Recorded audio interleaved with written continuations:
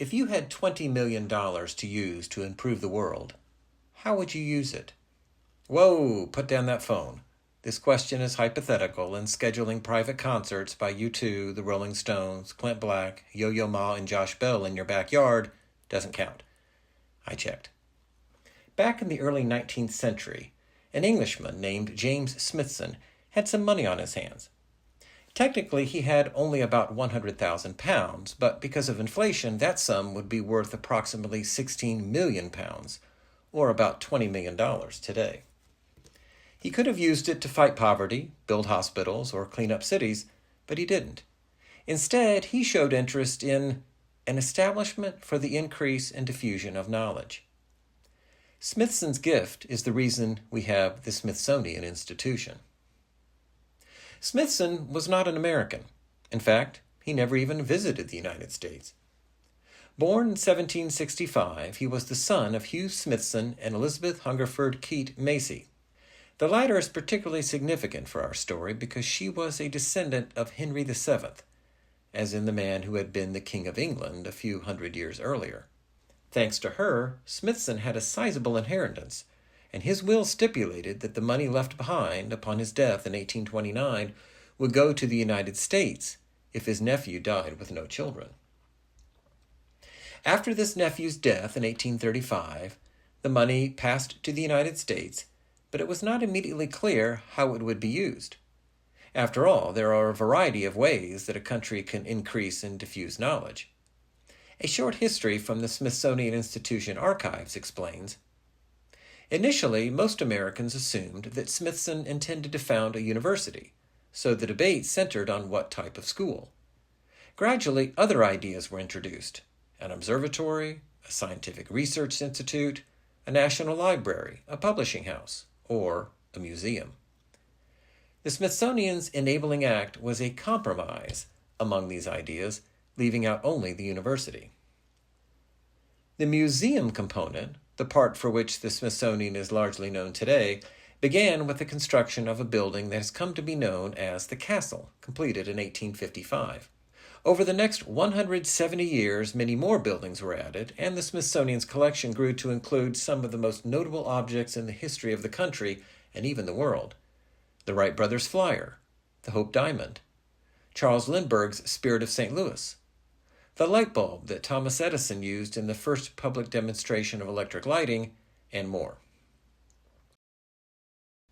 Today, the Smithsonian Institution comprises more than 20 museums, as well as research centers, and its collection contains more than 150 million items, including not only historical treasures and gems, but also clothing, furniture, musical instruments, sports equipment, stamps, paintings, sculptures, and plant and animal specimens. The collection of the National Museum of Natural History contains more than 140 million of these items, or about 90% of the total. The Smithsonian Institution also includes the National Zoo, home to more than 2,000 animals, including orangutans, elephants, tigers, sea lions, and, most famously, pandas. This unfathomably vast and valuable collection, the largest in the world, is a magnet for those of us who love to learn. The Smithsonian's counts show some 17 million visits in 2024. Before we share a breakdown of the counts from some of these museums, try guessing which museum had the most visits. By the way, the Smithsonian counts visits, not visitors. The Mark Canadas of the world make it virtually impossible to count individual visitors, since we go back again and again, and again, and again, and again. National Air and Space Museum, 1.9 million visits. National Museum of American History, 2.1 million. National Museum of Natural History, 3.9 million. Arthur M. Sackler Gallery, 229,312. Freer Gallery of Art, 332,177. Did you guess correctly? I would have thought that the National Air and Space Museum or the National Museum of American History would top the list, but as you can see, the Museum of Natural History has nearly as many visits as those two combined.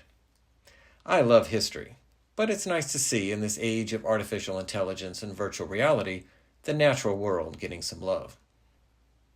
I have to take this opportunity to put in a good word for a couple of the lesser-known museums.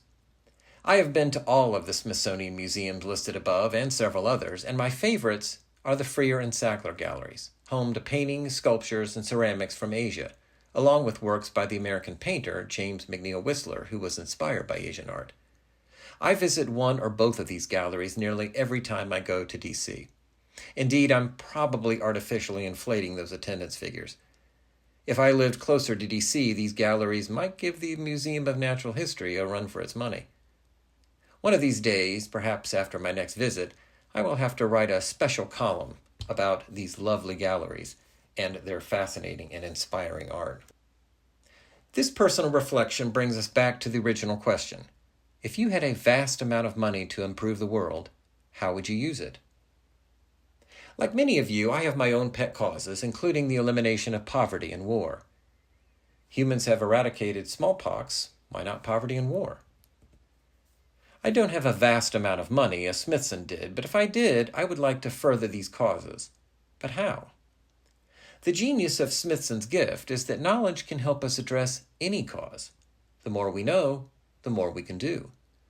The study of nature helps us to understand the workings of the natural world on which our existence depends. An understanding of technology helps us to continue to make progress, devising more and more advanced inventions. The study of history, not just some of the famous objects on display, but artifacts, documents, books, and more behind the scenes, helps us to identify patterns, movements, phenomena, and solutions that worked in the past. As one American put it back in the 19th century, to furnish the means of acquiring knowledge is therefore the greatest benefit that can be conferred upon mankind. If then the Smithsonian Institution should contribute essentially to the increase and diffusion of knowledge, to what higher or nobler object could this generous and splendid donation have been devoted? Well said, John Quincy Adams. Besides, the wonders of nature, technology, history, and art are moving, inspiring, uplifting, and affirming. Such things empower us to imagine, create, love, and live richer lives. This last part is worth remembering. The artifacts, documents, and specimens in the Smithsonian's collection, along with its publications and web pages and more, all serve researchers like me, allowing us to increase and diffuse knowledge. But the museum component of the Smithsonian is powerful in its own way. Making countless objects and animals, from the smallest of insects to the Apollo 11 command module, visible to the masses, is a way to make knowledge and wonder available to millions of everyday people around the world. Now that's a priceless gift.